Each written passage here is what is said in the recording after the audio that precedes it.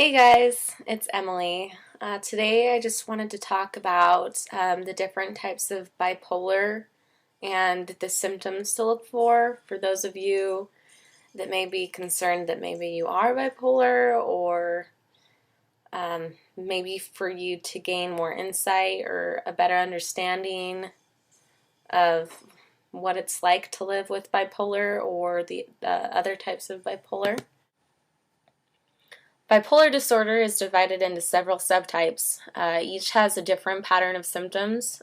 Types of bipolar disorder include bipolar 1, bipolar 2, cyclothymic disorder. Bipolar 1 disorder is described as mood swings that cause significant difficulty in your job, school, or relationships. Manic episodes can be severe and dangerous. With bipolar 2 disorder, it's less severe than bipolar 1. You may have an elevated mood, irritability, and some changes in your functioning. But generally, you can carry on with your normal daily routine instead of full-blown mania. You can have hypomania, a less severe form of mania.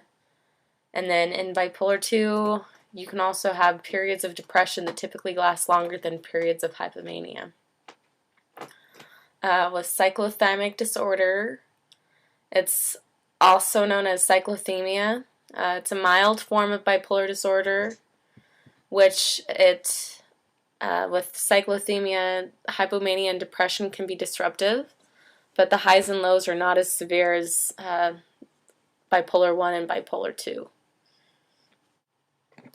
So the exact symptoms of bipolar disorder actually, it varies from person to person, which is understandable. We are all unique in our own way. We don't react to the same situations the same, so therefore what may trigger me may not trigger you, vice versa. For some people, depression causes the most problems, and for other people, the manic side of things are more of a main concern.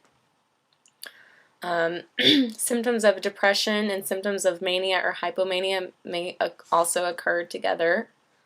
This is also known as a mixed episode, which is what I experience. So, manic phase of bipolar disorder. Signs and symptoms of the manic or hypomanic phase of bipolar disorder can include euphoria, inflated self-esteem, poor judgment, racing thoughts, aggressive behavior, agitation and irritation, increased physical activity, risky behavior, spending sprees or unwise financial choices, like buying clothing in every color because you love it and you have to have it. That's kind of what I do. Increased drive to perform or achieve your goals. I definitely have that.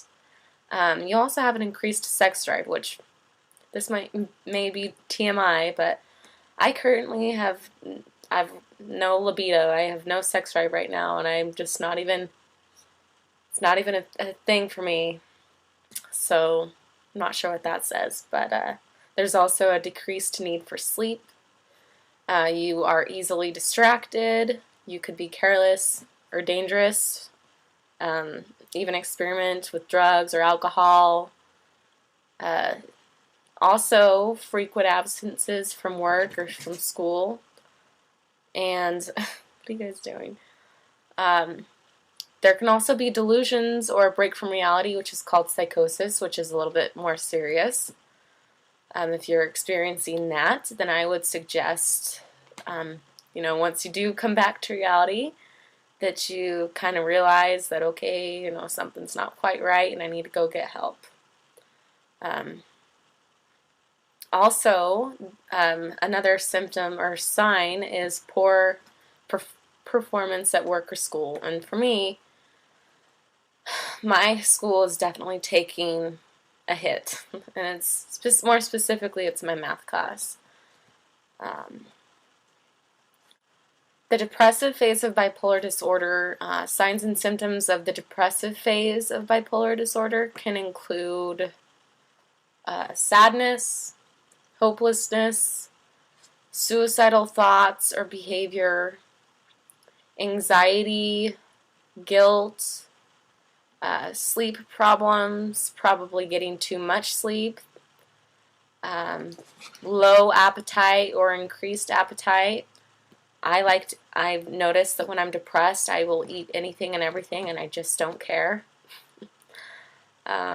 Fatigue, definitely fatigue. Loss of interest in activities, especially the ones that I used to consider enjoyable. I definitely have had a hard time concentrating, irritability. There can be chronic pain without a known cause. And again, there are frequent absences from work or school, and also the poor performance at work or school as well. So those are just some of the symptoms and differences between mania and depression. So I would be on the lookout for any of those signs or any of those symptoms. If you think that you may be bipolar, or if you think that you may know someone that might be. And by the way, if you think you may know someone, don't, figure a way to be very subtle and very, nice about it. Don't be rude, because that's not necessarily something that someone would want to just hear randomly in their day. I mean, especially if they are, they might take offense to it, even if it may be true. So definitely be considerate.